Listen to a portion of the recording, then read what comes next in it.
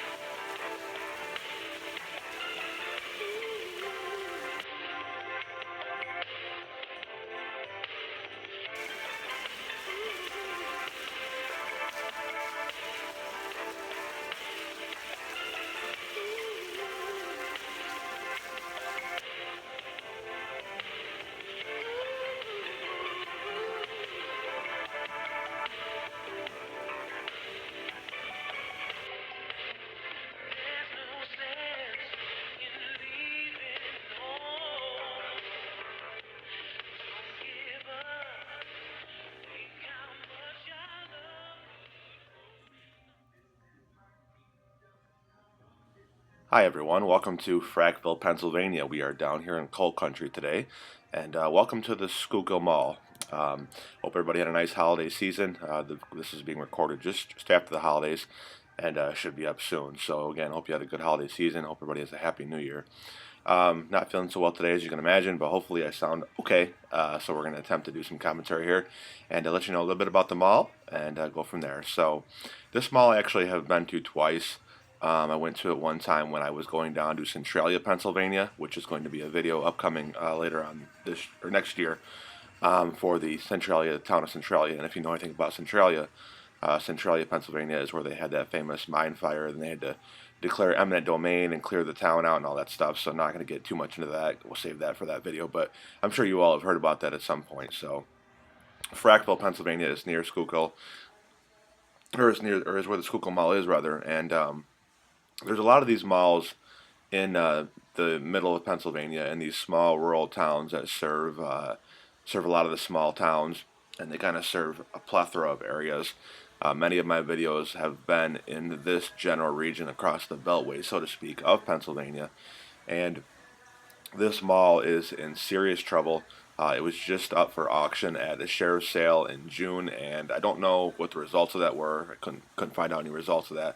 But I believe the owner declared bankruptcy, and this mall will not be around much longer. I would even go so far as to say that if it lasts until Christmas of 2017, I would be shocked.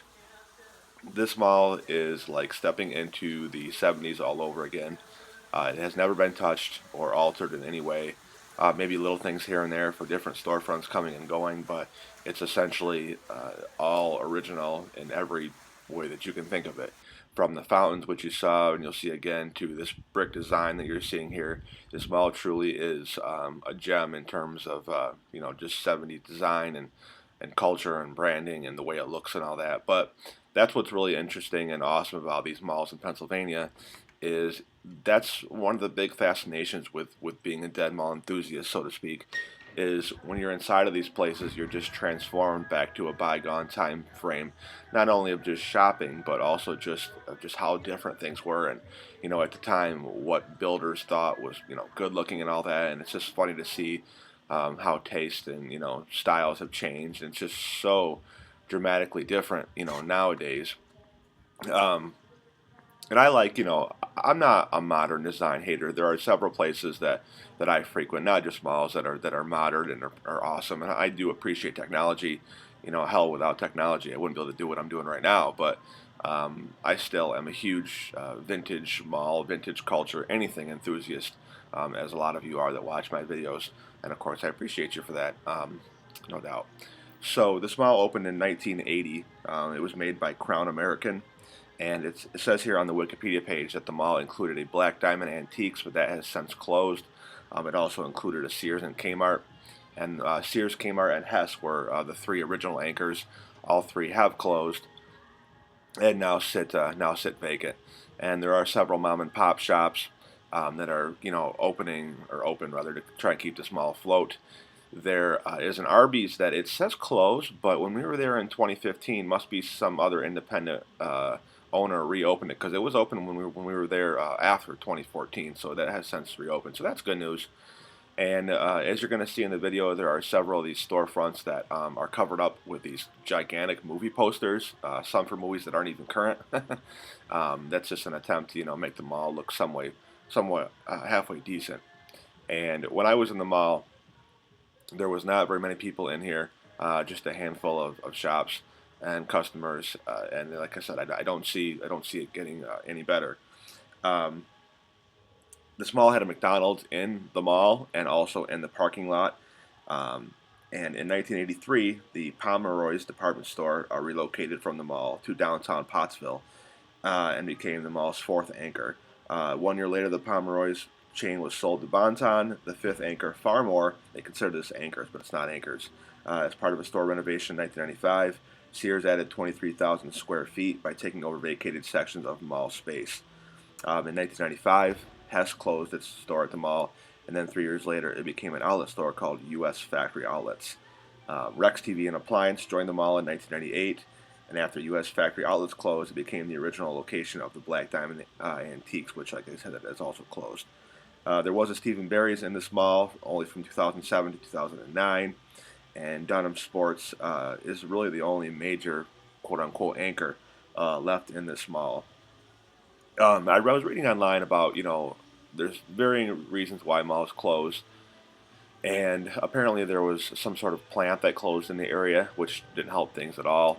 And this area is just a really depressed area in general, and I don't mind. I like the kind of old school feel to it.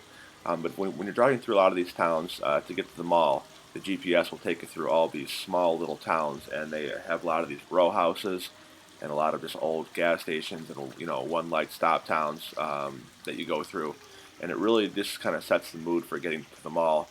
And as you can see, driving up to the mall, you saw that amazing sign for the Schuylkill Mall, which is still up. And I'm glad that they never updated that or changed that, because you can tell that it's original and dated and all that stuff. So that's pretty much all I have to say about this mall in terms of factual stuff. You can kind of Google the rest. I appreciate everybody that has watched my videos, and I really do truly hope that you enjoy watching these videos. I put a lot of effort into them. It takes a lot of time and research, and takes time to travel and all that. And hopefully you enjoy the quality of these. I'm doing my best to bring you the best quality possible. Like I said, going from somebody who has no filming experience, no editing experience, it can be difficult sometimes to learn this stuff, but I think I've came quite a long way. Those of you that have been around since my first video have said that you think that I've came a long way, and I truly appreciate that from the bottom of my heart. I do this only for one reason, just to document this stuff so that, like I said, years from now we can look back and we can know what these places look like. I think a lot of the reason that drives me to do this, other than my just pure interest for the subject, is the fact that a lot of places from my childhood are gone and are no longer there. Just a quick little interesting side bit. It's still operational. I don't use it much anymore. I actually operated a page called Retro Jamestown out of the Jamestown, New York area where I grew up in for about 4 years. I was walking down one of the streets and saw one of the old theaters getting torn down, and it really irked me really badly.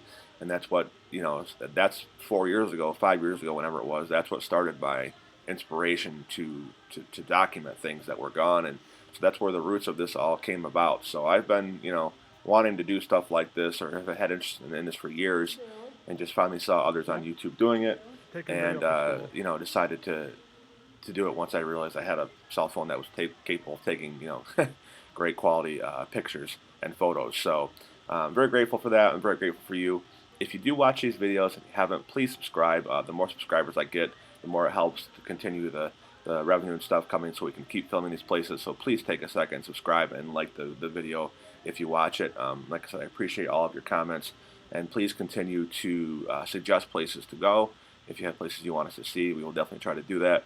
I know others have done videos on some of the places that I do, but it doesn't matter to me. I am my own person with my own views and want to come and check them out for myself. So like I said, as you can hear, I don't sound the greatest, so I'm going to be quiet now and let the music play for a little bit for the last few minutes of the video. One last thing too, Godspeed to George Michael. This has been an awful year. God, we've lost so many people this year. It's really ironic too that in my last video I used the song Wham! Last Christmas, and then just a few days later he passes away. So him and Alan Thicke, I'm sure that you saw the little tribute to Alan Thicke too. So we're losing a lot of people. It's not good. So hopefully 2017 is a better year and a prosperous year for me, you, your families, and everybody else. So thank you so much again for the time. Please subscribe, like, follow us on Patreon. Follow me on Twitter and Instagram at Aces Adventures 1.